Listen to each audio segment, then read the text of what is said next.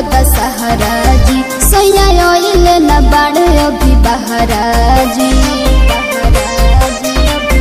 देखी आइल बा कपार को दशहरा जी सैया आइले न बाड़े अभी बहरा जी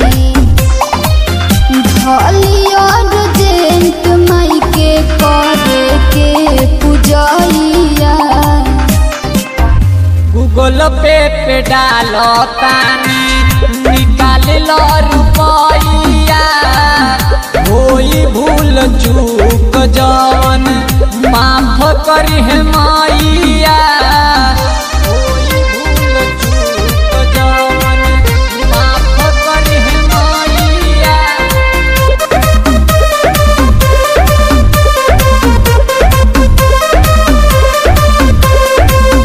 सपना में आइली बहिना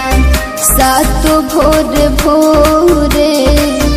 चुनरी चढ़ई ह माई के तू जोड़े जोड़े तू जोड़े जोड़े पूजा पट में मिलेला हो जितना ई खुशी पूजा पाठ में करी ह नाही कवनो कन जूसी शुरू करे है पंडित जी हो मंत्र पढ़ैया गूगल पे डालो तानी निकाल लो रुपया होई भूल चूक जवन माफ करी है मैया होई भूल चूक जवन माफ करी है मैया मैया के कृपा से होई जइहेला खुश करी है मैया तो दुखी हर साल दुखी हर साल लाल रंग से नुरवा माई के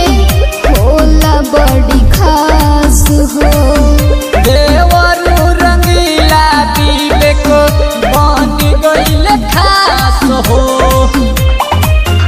देवरू रंगीला प्रेमी बनी है गवैया गूगल पे डालो तानी निकाल लो रुपया होई भूल चूक जवन माफ करी है माई